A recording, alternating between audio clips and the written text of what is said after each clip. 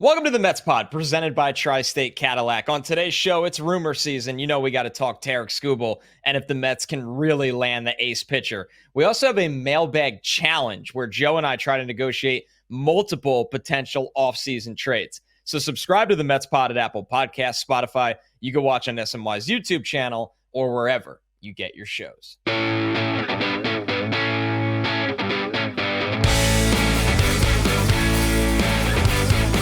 What's up, everybody? Welcome to the Mets Pod, presented by Tri-State Cadillac. Performance, range, style, 3 different ways to make every drive an occasion. Whatever your reason, there's never been a better time to say, let's take the Cadillac. The all-electric Cadillac family of vehicles, Escalade IQ, Vistic, Optic, and Lyric. Visit your Tri-State Cadillac dealer today. I'm your host, Connor Rogers, joined as always by my co-host, Joe DeMayo. And Joe, the week that was starts off with, I think, a name that Mets fans want to hear connected to the Mets. I think he'll be connected to all of Major League Baseball if he is really put on the trade block. But the Tigers ace, Tarik Skubal, sounds like they are very, very far apart on an extension. Joe, teams can't even do business yet. Baseball is still being played, and we already have the frontline story of the offseason. I mean, when you have a certain agent that Tarik Skubal has, he's going to make sure he makes certain noise at certain times. The one thing I will say about that report is it's somewhat misleading, where they're talking about an offer that was made like a calendar year ago before even Garrett Crochet was traded. So I am sure if the Tigers were to try to engage to extend Skubal now, their offer wouldn't be $150 million. Like, I don't think so. But at the end of the day, I do agree with the general premise that Skubal and Scott Boras will be seeking in the next year a $400 million or thereabouts record-setting kind of contract. And when that comes about, it's unfortunate that we're having this conversation. Well, I guess unfortunate and fortunate, depending on how you look at it. Unfortunate that a team like the Tigers, who the net worth of their ownership is top 5 in the sport, and it's like a foregone conclusion that Skubal is not going to be a Tiger beyond 2026. But hey, if that benefits the Mets, I'm not going to be too mad about it. And to be fair, it was not that long ago where it feels like there was a similar storyline with Vladdy Jr. and the Blue Jays, where, you know, there's reasons things like these come out, and it's tactics wisely. That's the job of an agent, to do best for the player. And, you know, it kind of drums up interest without a player even being officially available. And when you look at the Blue Jays, I mean, that deal is as crazy as it gets, but the Blue Jays said, we got to keep this guy. We'll do everything we possibly can. I agree with you, Joe. This feels like a situation to me that the Tigers, say what you want about the length of contracts for pitchers, but this is one where, and I hate the excuse for any team, even if this was the Pirates, where there's going to be a conversation around the Pirates and Paul Skenes, any team, but the Tigers especially, Joe. This is not the Pirates, the Rays, the Guardians. I mean, this is a team that should be able to keep a guy that is viewed as, at minimum, one of the best pitchers in the sport. When he's on his A game, you can make the argument he's the best. And to your point about that offer being a year old, yeah, a lot changes when you go from a 6.4 WAR season where you made 31 starts and a 2.39 ERA to a season where you follow it up with a 6.6 WAR. You made 31 starts again, and your ERA improved to 2.21. So I think with Skubal, it wasn't a, hey, he really did it for 1 year, because the seasons before that, both seasons before that, he didn't get to 30 starts. He had 15 and 21 in the seasons before that. Now he's done it twice in a row. It kind of changes everything, especially when it's your age 28 season. That, you know, the Tigers, let's be fair to them here. And I like that you really gave that caveat. They're going to do better than what that offer was.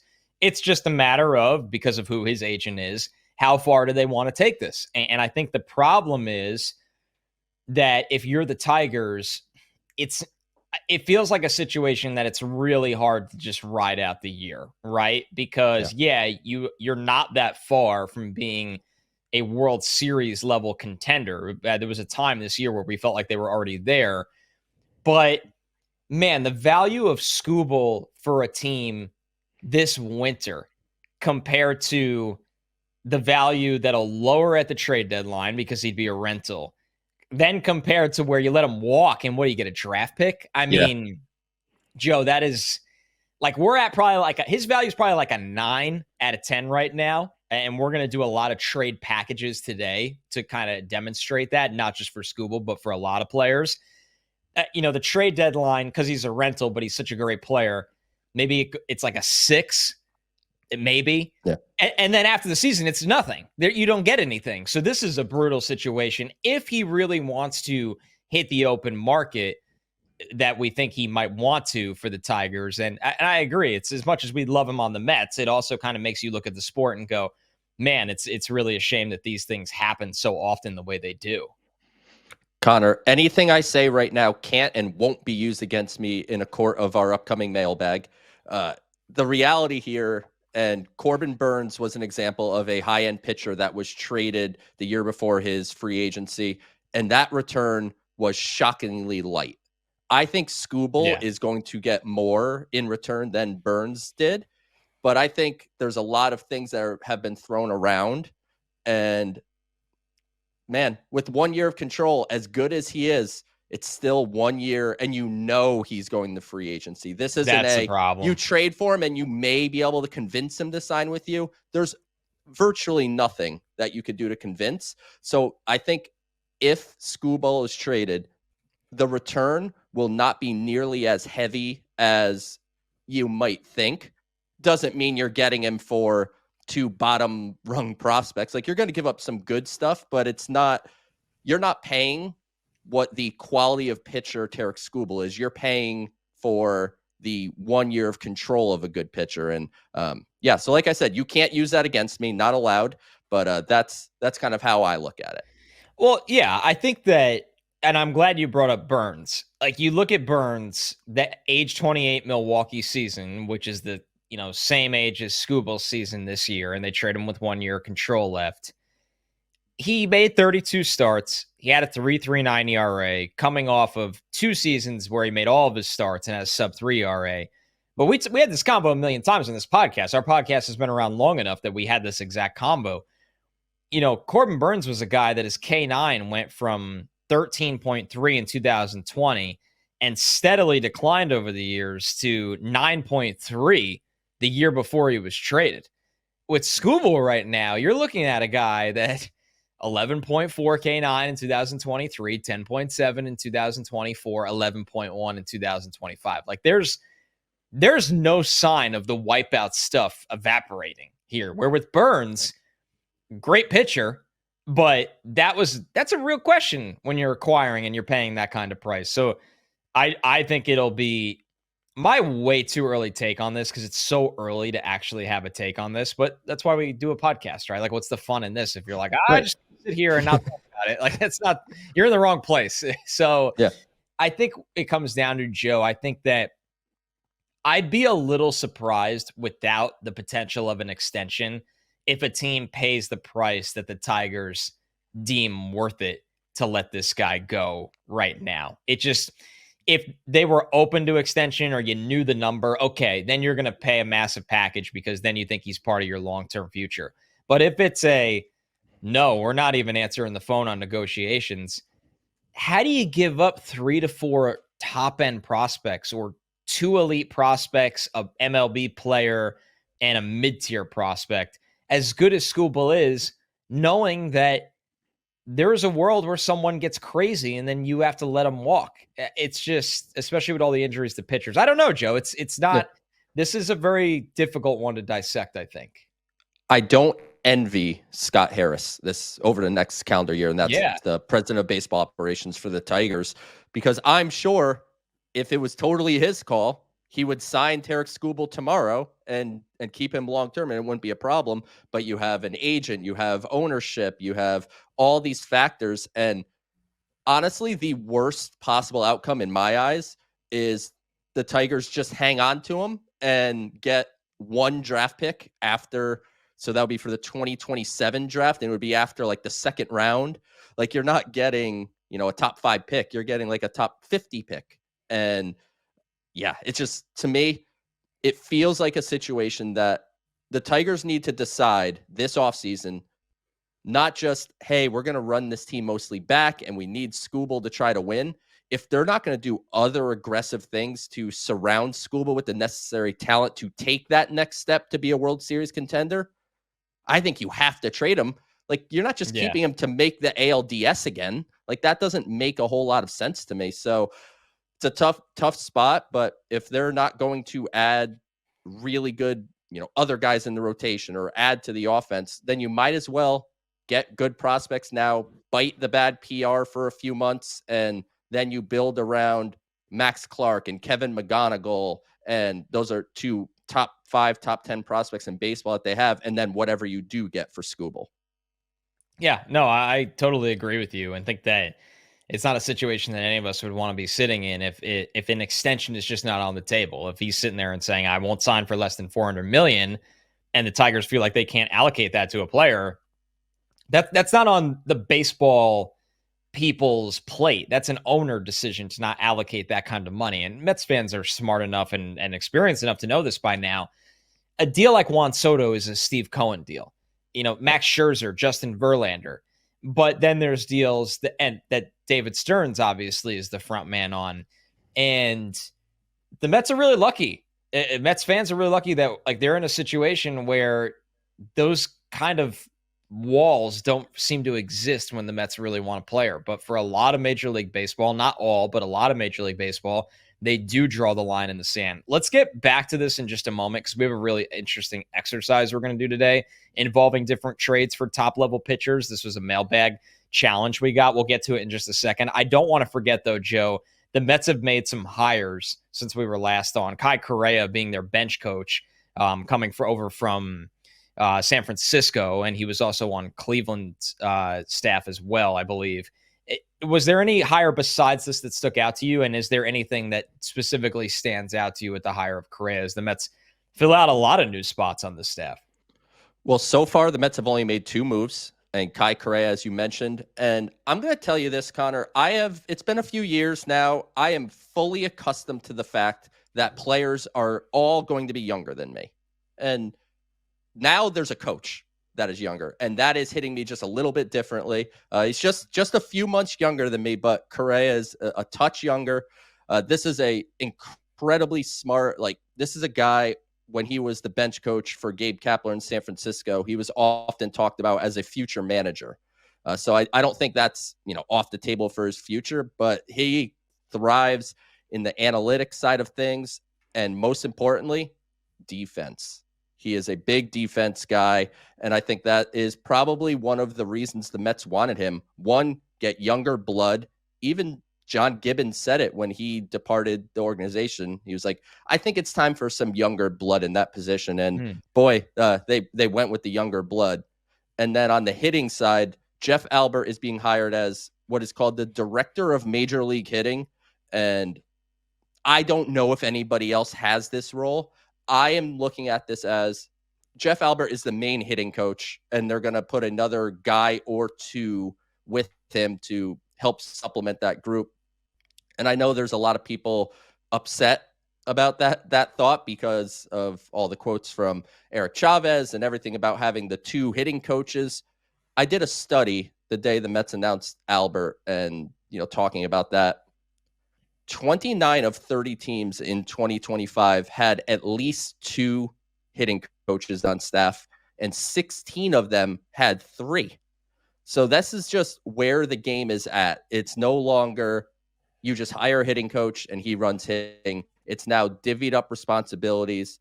The hope is that you just have guys that are like-minded enough that there's not different messaging, but not the exact same message, because then there's, redundancy and kind of not important.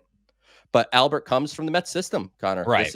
He ran the Mets player development over the last couple of years. He's a former big league hitting coach for the Cardinals, so he has experience both with the major league type of players and now running part of a player development system. And obviously there were some breakout years from guys like Carson Bench and Jet Williams and Jacob Reimer and AJ Ewing. Those all fall under the umbrella of Jeff Albert.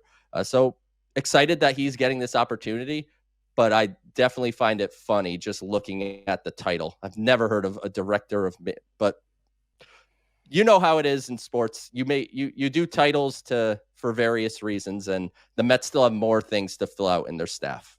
Yeah, we'll be all over all of these hires along the way. I do agree with you. It is, at the end of the day, like, you know why they're there. No matter what the title says, you are going to be the main influence on one exact thing, no matter how you kind of window dress up the title. All right, let's get to this mailbag challenge. It's from John Daly, 3946 on YouTube. John, thank you, because we really loved this and saved it for a big portion of our show.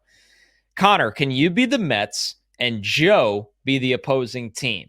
Can you two negotiate Godfather trade offers for the following players? Tarik Skubal, Paul Skenes, Joe Ryan, Freddy Peralta, and Sandy Alcantara. Who from the Mets would be untouchable in each of these trades? All right, Joe. I mean, obviously, I'm gonna at least start on the Mets side for Skubal. Yeah, you're the buyer, so you have to at least make some of these calls. So Skubal, as we just briefly mentioned, is going to cost a mammoth extension. I think number one, and obviously you really can't answer this question, but before I even make my offer with Skubal, what needs to be clear is, and the Mets have a great relationship with Scott Boras, so they'll know the answer to this.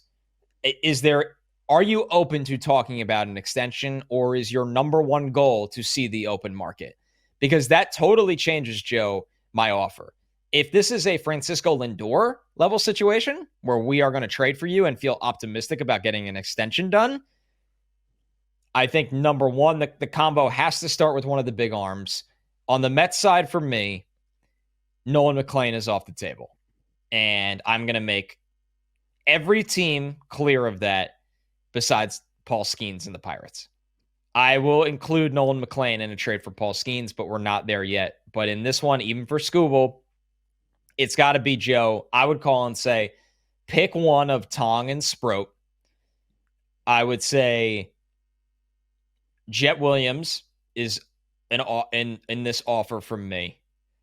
And then it's a matter of, I'd need to know back from you, do you prefer a major league player in this trade, or do you want it completely loaded with prospects? So Connor, appreciate the call, appreciate the offer, a good conversation starter. A baseline. We would love to have Nolan McLean, but I think even me, I'm being realistic. I don't think you're going to part with a guy that looks the part of a frontline guy currently. He could be your Skubal. He could be your Skubal, not our Skubal, because I am the Detroit Tigers here. No, but when it comes to Brandon Sproat or Jonah Tong, I am going to lean, and I would rather get Jonah Tong in this trade. I think he has a higher upside. As far as Jet Williams goes, my question and counter to you would be, are you willing to do Tong and Sproat as part of a deal? And then I'll tell you what's after that.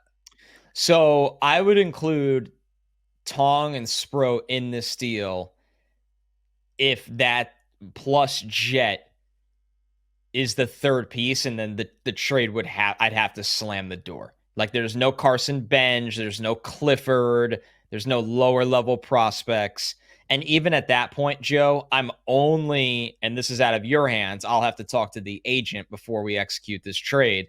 I'm only including Tong, Sproat, and Jet as the main package if I'm optimistic I can get the extension done. If this is a rental situation for a year, then I can't include both pitchers, because there is the world where I lose Skubal, and I will absolutely need that top-end pitching depth that's not just McLean. So we're going to operate as if it is a rental, and you cannot keep him. Yeah. So let's say right now, as the Tigers, I think I have a good position player group in my young players. I don't think, as highly as we think of them, I don't know if Jet is necessarily something we really need to have. I would rather load up on young pitching, and I could get Brandon Sproat, who could fit right into the rotation on opening day, Jonah Tong, who might be a little bit behind, but we feel good about where he's at. And from there, I do want one big league position player piece. I have interest in Ronnie Mauricio. Would you be willing to part with Mauricio in this trade? Yeah, I would be willing to put Mauricio in a trade package. Okay. My thought process is, and I know this isn't me talking to you as the other team, but to the Mets fan base is, I have enough confidence right now in Brett Beatty being my third baseman with how I'm going to fill out the rest of the team.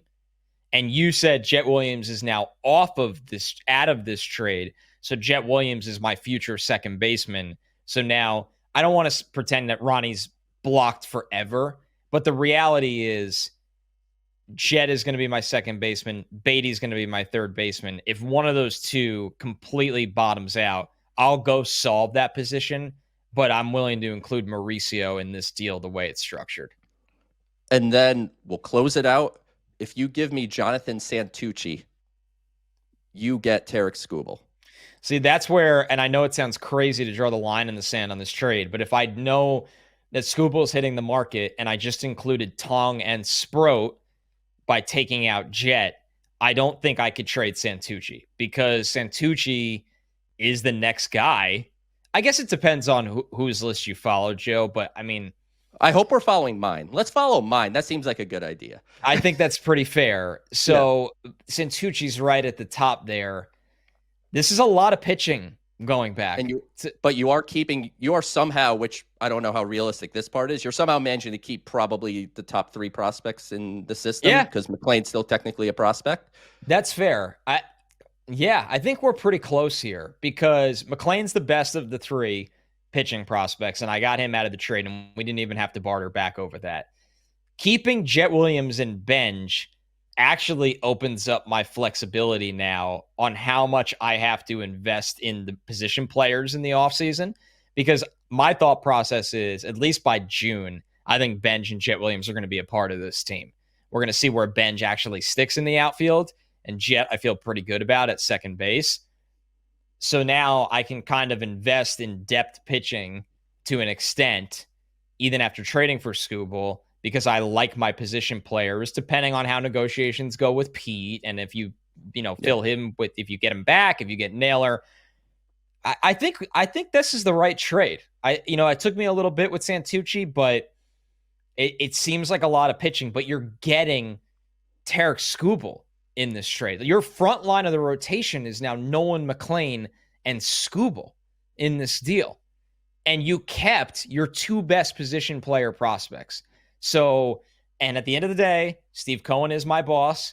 If he loves what he sees from Skubal, it doesn't matter that he's going to the open market because nobody has more money than him. Exactly. And from the Tigers standpoint, and it may come off a little light, but I purposely referenced the Burns deal earlier in the show, not to compare, but just to level set that I think people are thinking you're operating as if you're getting like 4 years of Tarik Skubal or 10 years of Skubal. Like, you're trading for 1 year. And if I'm the Tigers, I'm not ecstatic, obviously, to be moving him, but I got 2 guys that are young and under control that I think are in my rotation by June. I have another guy in Santucci that I think could potentially, debut in 2026. And Ronnie Mauricio, as much as he was flawed with the Mets, there's still that enticing power potential, and he has the flexibility to play second or third for me. I think, maybe the Tigers would prefer to do kind of your initial idea of Jet and one of Sproat or Tong, but I'm trying to look at it from the standpoint of the Tigers actually have some really good young position players that are coming, and less so on the pitching side. So load up on pitching and add a big league bat in Mauricio. So at the end of the day, the Tigers still walk away with 2 of the Mets' top 5 prospects, a top 10 prospect, and Mauricio, who still has upside. So it's not, I think that's pretty close. All right, we're going to go a little faster on some of these other ones just to show the extreme. Paul Skenes, Joe. Paul Skenes is not a free agent until 2030, which totally changes this conversation. Like I said at the start, this is the only player that I am not pulling Nolan McLean off the table for. Now, when I call, I will be upfront. I can't trade Sproat on top of McLean because I need pitching to be ready at the start of the year, and we don't think Tong is going to be ready for that. So I'll trade McLean and Tong as part of this package, but you're going to have to pick between who you like better between Sproat and McLean for the sake of how my roster is made up for this current year. Is that fair? Yeah, it's going to be crazy, Connor. Like, because it's Paul Skenes. If I'm the Pirates and you're calling me, I'm literally saying that I'm going through a tunnel. Like, oh, what? You're calling what? I can't hear you. Right. But in the world, like, I don't think there's a match necessarily. But if I'm the Pirates, and I mean this not sarcastically, I'm saying, okay, you could hang on to Brandon Sproat, but I want Nolan McLean, Carson Benz, Jet Williams, Jonah Tong. I want easily that, and then maybe a big league piece on top of that to talk at all. And if that's the case, I'm the Pirates. Like, all right, I loaded up with a bunch of young talent. If I'm the Mets, I'm not doing that. I'll go get Skubal for less. I'll go get one of the other pitchers for less. But for the sake of the exercise, I genuinely think the Pirates would tell you, essentially, we want everything you have. Joe, you make a perfect point on why we're doing this exercise. It doesn't seem like there's a match because here I am calling you for Paul Skenes and I'm trying to dictate some terms. And I don't think the Mets have that kind of leverage. But on the flip side, that doesn't mean it makes sense for the Mets. It's still only one player at the end of the day. The Mets are going to need some of their young pitchers. The Mets are going to need at least one of Jet Williams or Carson Bench. Their lineup needs a youth infusion as well. So I agree. I think the match just doesn't exist right now because Skenes has too much eligibility left. Like he's arbitration eligible for the next 3 years. And he's got one more year pre-arbitration left. So it's he has 4 years of control. He's going to be making league minimum or thereabouts next year and then arbitration for 3 years. This to me is a call me back in 2 years and then we'll have a conversation. And here's the last part of it. You said on top of the 4 big prospects I'm sending you, I'm going to need a big league player. I can't send you a big league player that makes money. You don't want anyone that makes money. We'll take Beatty or Mauricio or someone along those lines. Like the Mets infield depth, I think is going to be a key factor in any type of trades that the Mets make this offseason. Okay, so now let's move to let's put this in kind of a bucket and just we did the exact trade for Skubal. Yeah. We explained why Skenes doesn't really work right now.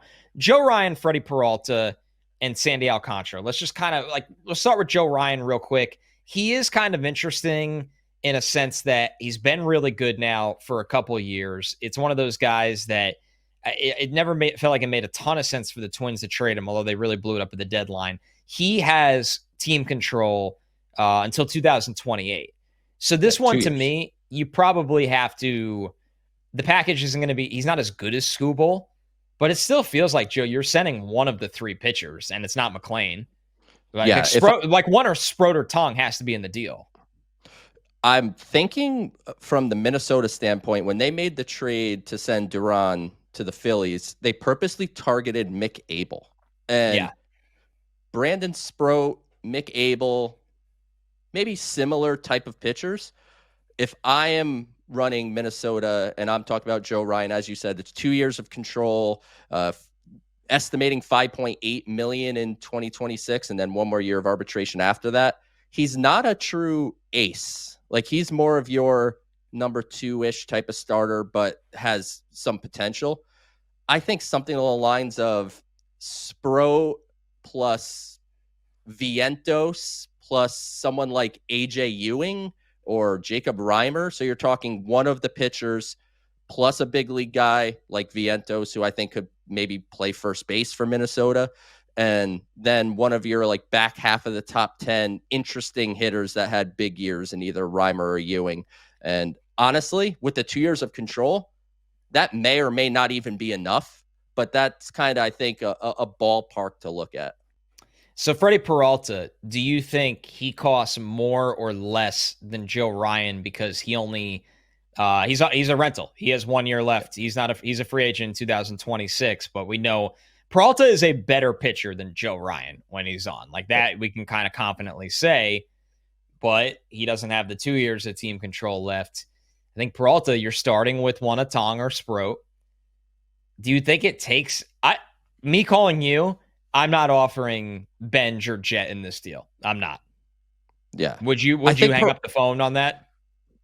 If I am Milwaukee, based on how they have historically operated, Jet fits what Of Milwaukee course. wants to a T. So I would certainly be trying to do that. But Milwaukee has also had a history of doing quantity type trades Yeah. where they want multiple pieces. Like AJ Ewing, I think fits what Milwaukee would want like a glove. I think we're just kind of every single trade, we're like, you know what, they're gonna want Sproat or they're gonna want Tong. And I think that's the case for a lot of situations. Peralta with 1 year and 8 million. I don't think he would get quite as much as Joe Ryan would just because of the contractual control. But I do wonder, to your point about Skubal earlier, is Peralta a guy that is more open to talking a contract now, Yeah. where you can make a trade and then you work out a contract with him prior to the season instead of someone like Skubal that we know is trying to become the highest paid pitcher in every category in history. Peralta, I think you might be able to pull off more quantity, something like Ewing, maybe Santucci or someone just below that, like Wenninger or Will Watson. And I wonder too, Connor, is Milwaukee the team that maybe passes on the closer to big league ready thing and says, we want Elian Pena? Right. Yeah. You're going in a different tier of prospect for sure. Yeah. So Like a going to Trey a different Snyder guy. ends up in this deal kind of Yeah. situation. Yeah. But even like Elian Pena as a headliner, where it's like, this Yeah. is I a mean, yeah. potential big time guy. So that one I think would be very interesting to follow. But my guess is he would come between like a touch below Joe Ryan from a value standpoint. And to your point about being willing to do a deal, according to Baseball Reference, Freddy Peralta is repped by Rep One Baseball. They're acquired by Clutch. For some examples, Rafael Devers, Andres Jimenez, they've done some early deals before. Ironically, Joe, they also have Devin Williams, where they did not do a deal with the Brewers. So I would call Freddy Peralta, dare I say, the most likely big name pitcher to be moved this offseason. I almost would call it a damn lock with how the Brewers operate. I feel pretty confident too, because I don't think they're going to pay him. And the relationship between Stearns and Arnold could be beneficial, or maybe not. It depends how the owner looks at it too. So Peralta, I think, is definitely a name to watch, though, as he fits exactly what the Mets are looking for.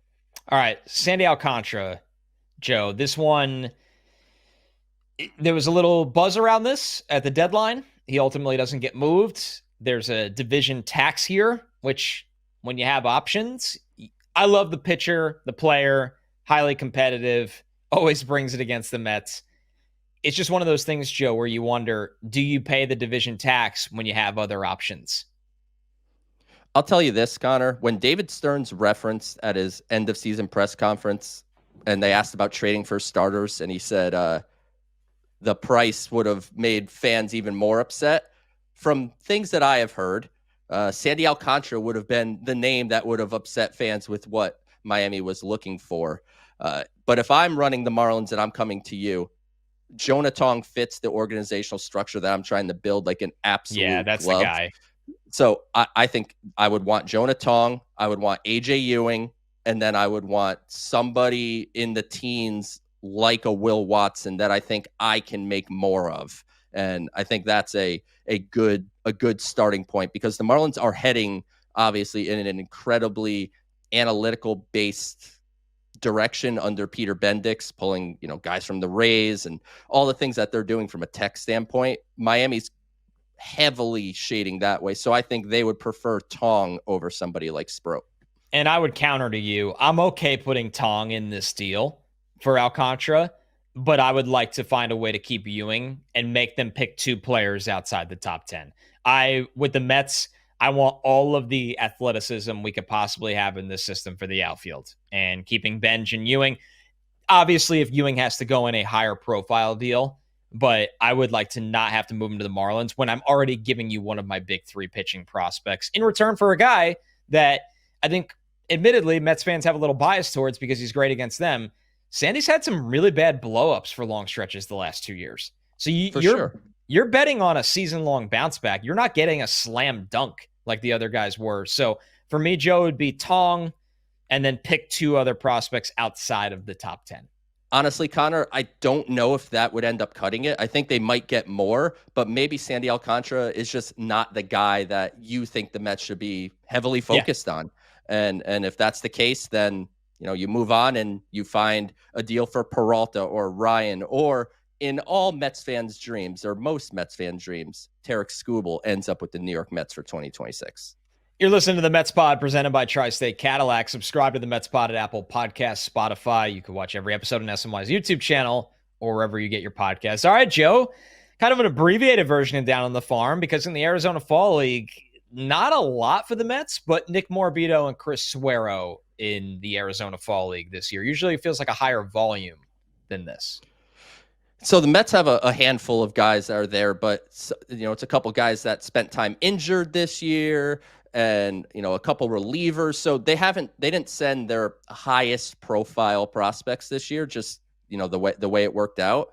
But Morabito is one that we really have to keep an eye on. He's ranked number 15 in the system for me, and he's Rule 5 eligible. So the Mets are going to have to make a decision. He had a good year with AA Binghamton, and he's crushing the Arizona Fall League, hitting almost 400. He has 6 stolen bases, double the amount of walks as strikeouts.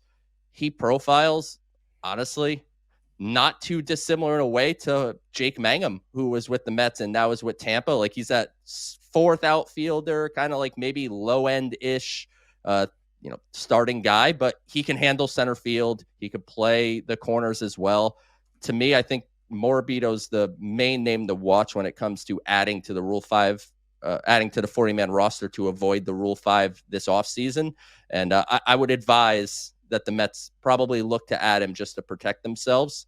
And Suero is a fun player. He's the most versatile player in the organization. He has played catcher, first base, and left field, and he's athletic enough to do it all. And he's off to a good start, hitting 286 down there, couple home runs, 7 RBIs.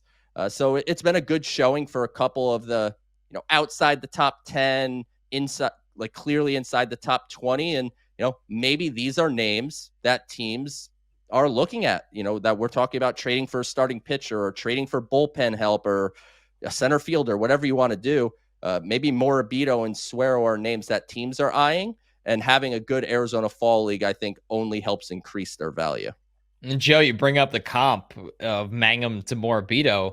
I would have loved Mangum on the Mets this year. Hit almost 300, stole almost 30 bases. He's above average in the outfield, whether you play him, whatever spot you want to play him at. He's got great range. He's got 91st percentile sprint speed. So this goes back to the combo we had about the pitching trades. I like the athleticism the Mets have in this system with their outfield prospects, and I want to do everything I can to hold on to it. So you're not trying to figure it out with Cedric Mullins and whoever it may be. So yeah, it's a really, really good call out, and hopefully Morabito can stay on that path. Let's close out with the mailbag here. This is a 5-star review from AP Rugby 12. Thank you for that. We appreciate those 5-star reviews. Idea for the scoreboard: have a set number of points each week you could assign to each of the prompts questions. I believe this would allow for bigger swings for the losing player, that's me, to bet big on something that might be a bit riskier. Say there are 5 questions one week, everyone gets 10 points. Safe bet is gambling 2 on each question, but there might be a category to swing big on to help establish a lead or close one. I'm sure it could use some tweaking and crafting, but just a suggested start. I really love this idea. It was a great response. We actually have an official response from the Mets Pod competition committee here. I did not write this. It's from the official competition committee. Thank you, AP Rugby 12, for this suggestion. As it happens, a version of this idea was already in the works, but we wanted to read your note in the show because we agree that this is an excellent addition to the scoreboard experience. We are, however, in the process of conducting research to fine-tune the specific execution for the concept. We would like to mitigate the concerns that we all have that Connor will somehow use this new feature to make things worse for himself and make the scoreboard even less competitive in the future than it already has been in the past. Thanks so much for listening. Joe, do you have any thoughts? Somehow this just always trickles back to a dig at Connor, and I'm totally here for it. I will say, if we're going to do something like this, I am opening applications for an analytics team because you need it. Yeah, I really need one. I've been going off gut feel. I'm like an old school manager. It's going to catch up to you, man. Yeah, it's the year. It's about to be the year 2026. So I apply within. I am looking for an analytics team if we're going with something like this. But in general, I think adding some weight to each category, I think would add some intrigue. Like, how confident are you that Pete Alonso is going to hit 2 home runs this week versus how 100%. confident are you that 2 stars are going to go 6 innings? It's fun, like a wagering pie of, hey, I have $100. I have to use all of it, and I can't use $99 on one. There's got to be some kind of limits set here. But It definitely puts a little bit more strategy involved compared to the yes or no, or just picking each one at a point. This one from Z Tavlin, thank you again for another 5-star review. You guys are the best. One free agent available who seems to solve more Mets roster problems than any other. If Pete returns and Nimmo is still on the roster, and you want to figure out how to DH one or both of them a significant part of the time, Cody Bellinger can play both of their positions better than either of them. Adding him, and I doubt he demands too many high-risk years on the back end, you can entice Pete to stay as an at least half-time first baseman while improving your run prevention elsewhere when he's at first. We haven't talked about Bellinger, Joe. What do you think of, not only him as a player, but I'm fascinated. I think this is going to be a mammoth contract, honestly, especially with assuming the Yankees really want him back. I think he's looking at a 5-year deal. I don't think Bellinger's a guy that you're sneaking in for 3 years or 4 years on the lower term. Count me in if that's the case. Yeah, but I mean, it's a weird fit because Bellinger is incredibly versatile and a really good player. He really broke out, especially against left-handed pitching this year. But like, he could play first, he could play both corner spots. The thing for me is his center field defense is below average, which is fine. Like, I don't expect Cody Bellinger to be a plus defender at 5 positions. But how much is Alonso going to DH? How willing is he to do that? Brandon Nimmo, is he DHing on the days that Alonso plays first and Bellinger plays left? And it seems like a lot of moving parts. But if there's a way, Cody Bellinger, to me, if Pete Alonso walks, add him to the list of guys to consider to replace Pete Alonso in the lineup. Add him to the Josh Naylor, the Ryan O'Hearn, maybe some stuff in the trade market. I would add Bellinger to the list as an option to replace Pete's spot on the diamond, not Pete's production, but just physically where he stands. And then his versatility at that point is only a weapon that you could use if there's injuries or on any given day. Yeah, listen, he becomes much more intriguing if it just feels like the Mets are breaking it off with Pete Alonso, because then there is a very obvious home for him. He doesn't really cost you much in the power department. I know that sounds crazy to say, but if Bellinger is going to hit around 30 home runs, you're telling me you can't find a way to make up that difference of 6 to 10 home runs somewhere? When Billy Bean replace Jason Giambi in the aggregate. Which I know a lot of people do not like that. Yeah. And I understand why. But when the number is that small, you should be able to find it. I don't like it when it's like, hey, we're going to lose. Like if I was sitting here and I'm like, let Pete walk. We're going to have a guy that hits 18 home runs. But this is the year that Francisco Alvarez hits 30 and Brett Beatty hits 25. Like that, then like to sit here and be like, you're an idiot. Like, yeah, we hope that happens, but you're wishful thinking. So, yeah, Bellinger probably is more of a domino effect in terms of if he comes into play. I like that you called out the center field situation, Joe, that not being really the solution for him. It's hard to see a Mets team with Bellinger and Alonso. But if they lose Alonso, he's one of the best bats on the market. And more importantly, he's going to give you a little bit of a defensive boost. For sure. And I think the Mets are going to be aggressive this winter, but I don't see, $30 million to Alonso and $25 million to Bellinger. And then you're going to get some frontline starter and you're going to keep Edwin Diaz. And then you're going to add more to the bullpen. I know they're going to spend, but I don't think they're going to spend like that. And at that point you start blocking some young players as well. So it's a good discussion. And I think the fact that we haven't talked about Cody Bellinger much yet, I think this now just adds him to the equation as something to think about as we head into the winter, which, hey, if you listen to this, you're going to know who's facing and losing probably to the Dodgers in the World Series. So before we know it, the offseason is going to be literally here and going. where transactions can officially happen rather than us just streaming of them. And we are here every week for you. This is the Mets Pod presented by Tri-State Cadillac. Performance, range, style, 3 different ways to make every drive an occasion. Whatever your reason, there's never been a better time to say, let's take the Cadillac. The all-electric Cadillac family of vehicles, Escalade, IQ, Vistic, Optic, and Lyric. Visit your Tri-State Cadillac dealer today. And remember to subscribe to the show at Apple Podcasts, Spotify, or wherever you get your podcasts. You could leave us a review with a question, as you heard today. You could also watch this show on SMY's YouTube channel, where we take questions from there, like our wonderful transaction exercise. We don't even just take questions. We actually build segments out of it. That was from John Daly, 3946. We had a lot of fun doing today. Some mock trades. So become a subscriber over there as well. You'll never miss a show. Thanks so much, everybody. We'll be back with you next week.